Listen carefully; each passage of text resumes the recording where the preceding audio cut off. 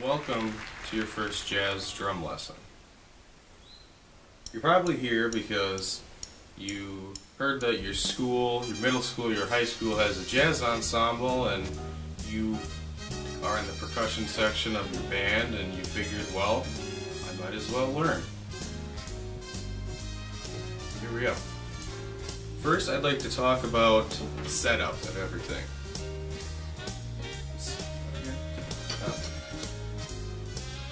Everything should be set up so it's comfortable to play. Not so you're reaching too far, or you have to, or it's too close. You don't want your cymbal to be right here, so that's all you can do is hit that cymbal. You want to have a little bit of distance, but just so the stick, right when you bring your hand down, especially your right when you bring your hand down, you want the stick to hit the cymbal. And notice I'm only using a 4-piece kit because when you use a 5-piece and you have it on the bass drum, you might be able to do it if you have it here, but if you have it on the bass drum, the ride cymbal is not going to be able to be where it needs to be, right in front of you. And since jazz is ride cymbal driven, you need to have easy access to that cymbal. So first, I'm going to talk about the basic jazz pattern, and it encompasses 6 notes of 1 measure, and I traditionally play it with a dropping motion of the hand, a dropping motion of the wristed hand. And I'll turn on that other camera to demonstrate what that looks like. But when you're playing the jazz ride pattern, it encompasses 6 notes. And jazz, the swing, is a triplet bass music. So the jazz ride pattern, if I'm counting, measure 1, 2, 3, 4, 5, 6, 1, 2, 3, 4, 5, 6, 1, 2, 3, 4, 5, 6, 1. That's how the jazz ride pattern is laid out on the music. And there are a lot of different ways to speak the jazz ride pattern, but I like to speak it in the way that drummer Jeff Hamilton does, where it's day-a-day. Because when you're playing the ride pattern, you want everything to be smooth. It's not supposed to be stiff, it's just supposed to be, you know, real laid back and smooth for anybody in the combo or the trio or the quartet even in the big band. It's got to be smooth, and that's D-A-Y, capital D-A-Y, G-A-Y, G-A-D-A-Y. Day, day-ga-day, day-ga-day, day-ga-day, day-ga-day. 1, 2, 3, 4.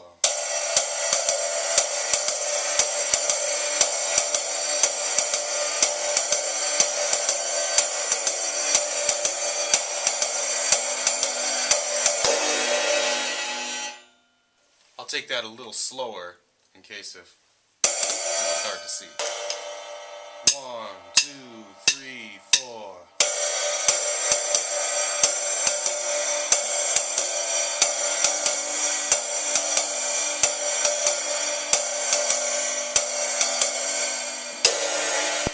So the next part of the jazz ostinato, so to speak, is the hi-hats.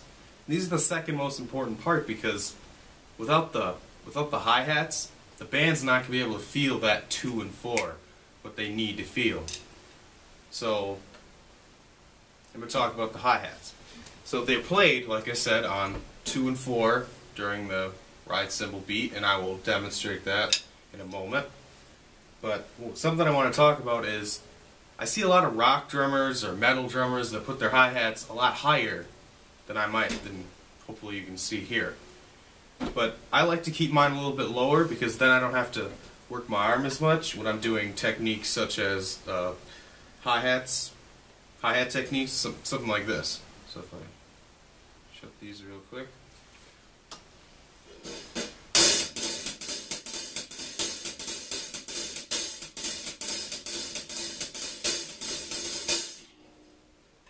I keep them a little lower so when I'm doing something like that, I don't have to be, reaching up like I don't have to, my right arm doesn't have to work as hard because I can just kind of relax it.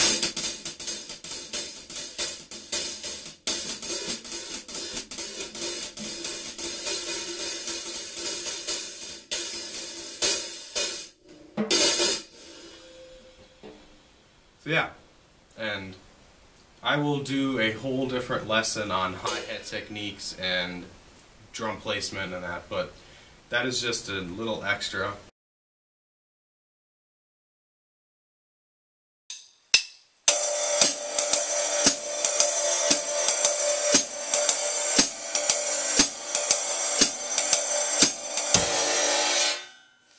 And now, that was the heel up, but I'll do it with a rocking motion now, so.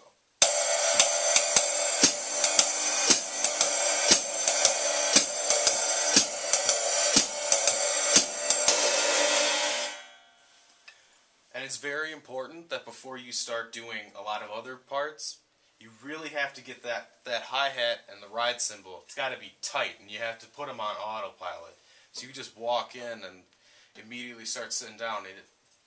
It's like these two limbs they have their own mind. Just totally loose.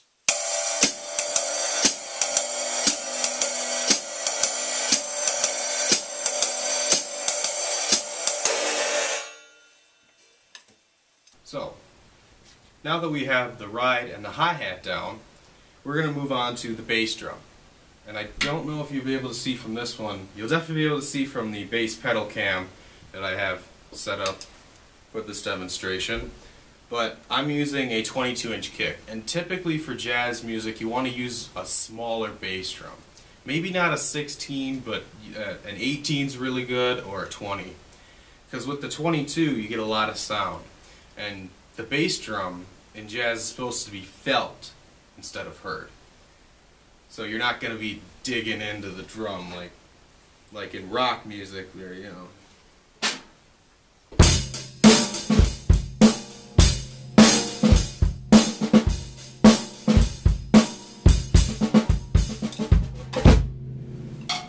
That was graceful.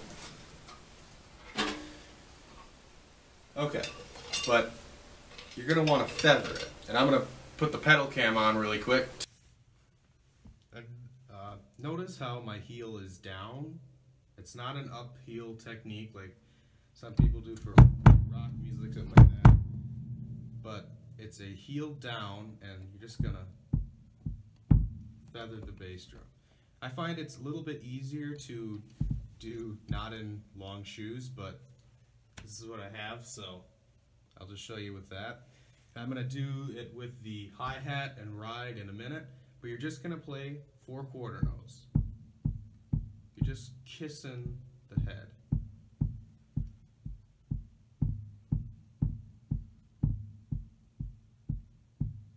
And this can take a long time to master, but it's a really good skill that you really need to do because it complements the bass player, not overcoming the bass player. Playing jazz, you're going to be doing something called comping on the snare drum. And that's usually where you're complementing the soloist or complementing the band or complementing, bass player, piano player, whoever it may be, whoever it's going to be, you're going to be complimenting them. But that's usually for intermediate to advanced players. So since this is a beginning lesson, I'm just going to show you a basic jazz beat that you can play with a big band or with a combo, just a basic groove. And typically I see a lot of drummers do 2 and 4 on the snare, just like.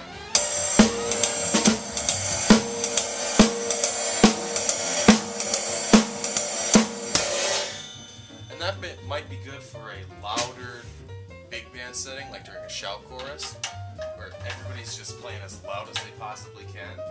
But when you're playing in like a combo, so I'll just play a little bit of comping for you so you can see what that looks like, but then I'll teach you the basic groove. So here's what comping, an example of that might be.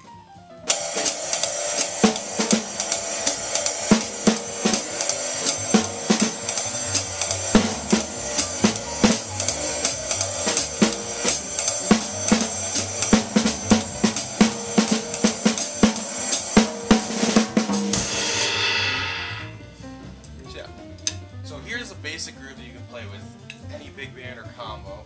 I just like to do cross stick. You could just do that on 2 and 4. But also, so I'll play that first, just cross stick on 2 and 4. Make sure you find that sweet spot, by the way, where it sounds like a clave. You know, sometimes you get that really, you know, it just sounds like a riff. You gotta make sure you find that.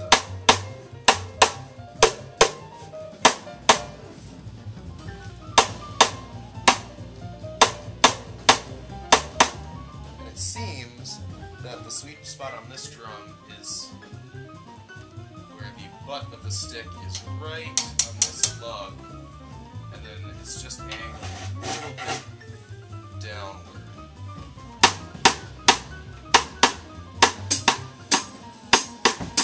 So if you're playing like Latin stuff, that'd be the place, that sweet spot there. So I'm going to play it just with 2 and 4, and then I'm going to stop, I'm going to do clicks again, and then I'm going to play it with the groove with a tom groove, so it's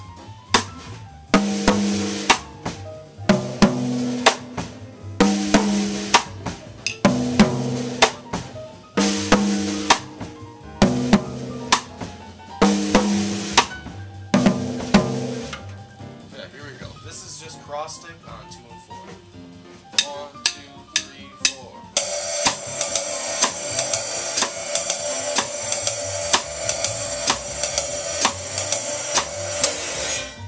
And then here's the groove. And if you want to get fancy, I'll just do it the quarter notes feathering on the bass drum, and then I'll do the hit on the bass drum, where some people call it, like Gene Krupa, I believe, called it dropping a bomb, and that's usually for advanced, but I'll just play it so it's a little more groovy. Here we go. 1, 2, 3, 4.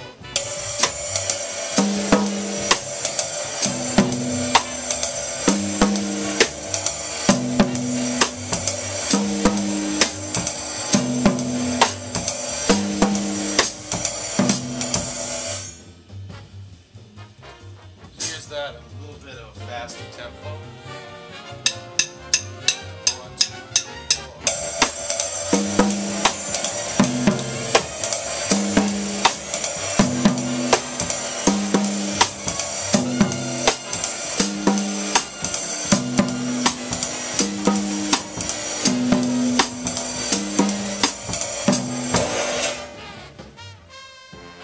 Yeah, this has been your first jazz drum lesson. I hope you enjoyed it. If you did, drop a like. If you didn't, tell me why. If you didn't like it, if you didn't like the video, go ahead and tell me why in the comment section, and then I can improve upon that. So, thanks for watching, and I hope you learned something today.